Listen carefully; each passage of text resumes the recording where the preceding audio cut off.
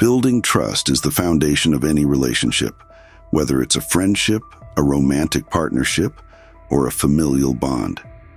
In this video, we'll explore 8 traits outlined by Stoic philosophy that should raise red flags when considering trust.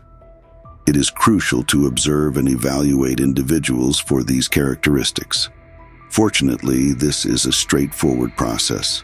Simply analyze their words and actions to discern their true nature. Before we delve into each of these personas, make sure you are subscribed to the channel and have activated the notification bell so you don't miss any future videos. As always, strive to be the best version of yourself.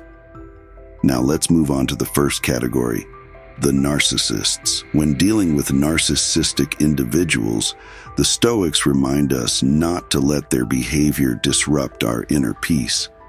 Maintaining indifference towards their self-centered actions safeguards our mental tranquility amidst their vanity. Consider this: if someone habitually talks about themselves and seldom considers others, they are hardly reliable. Their focus is primarily on themselves, consistently prioritizing their own needs regardless of others. Trusting a narcissistic individual is a risky endeavor, as they elevate their self-image above all else, often at the expense of others. This compulsive need for self-admiration can lead them to take extreme measures to maintain their desired facade. Beware of those who excessively self-promote and impose their opinions without listening. The second category includes the gossipers. Stoicism also guides us in handling gossip and hurtful words, emphasizing the importance of not giving undue weight to others' opinions about us. If someone readily shares secrets or spreads information about others, they're likely to do the same to you. Trusting gossip is a misstep, as their inclination to spread information is driven by pleasure, not discretion. The third type involves those who persistently provoke irritation. Stoicism advocates for self-reflection rather than reacting emotionally. If someone consistently has the ability to provoke irritation, they likely do so through subtle provocations, sowing seeds of doubt in small, almost imperceptible doses. Beware of these subtle games. If someone persistently irks you, it's because they are covertly prodding you with words and gestures. The fourth type includes those who are indecisive. Stoicism encourages us to focus on what we can control, our decisions and actions. Trusting someone who perpetually wavers in decision-making is a dubious proposition. How can you rely on someone who struggles to chart a course for their own life?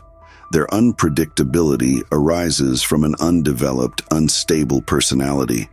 Trusting an indecisive person is akin to entrusting a child with a sharp tool, dangerous and unpredictable. The fifth type involves the two-faced. Stoicism advises caution instead of fixating on their actions. We should focus on nurturing virtue within ourselves. Be prepared for disparaging comments from these two-faced individuals. When you notice such behavior, it's best to distance yourself from the relationship promptly. Don't let the opportunity to master your emotions slip away. The sixth type includes the perpetual critics. Stoicism underscores the significance of self-evaluation. Instead of devoting time to criticizing others, the Stoic focus is on self-improvement. Individuals who habitually criticize others, often resorting to gossip or rumors, likely possess questionable character.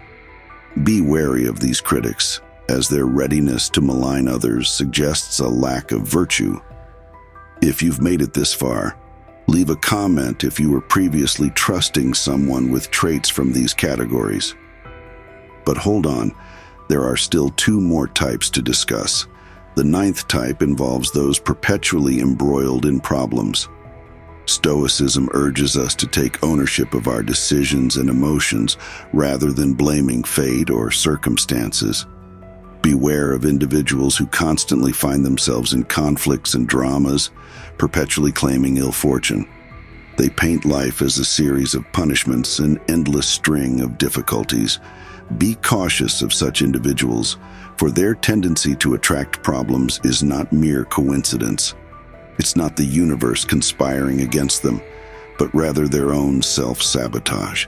They likely make poor decisions, fail to learn from mistakes, and struggle to manage their emotions. Steer clear of this type, as sympathizing with their woes can quickly entangle you in their web of problems. And finally, the 10th type includes those who feign listening.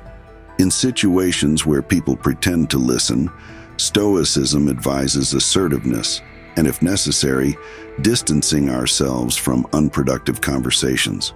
We've all encountered individuals who, when you share an idea or speak, respond with a perfunctory yes or I understand. It's not just annoying, but can be disrespectful. At a minimum, a conversation requires genuine attention.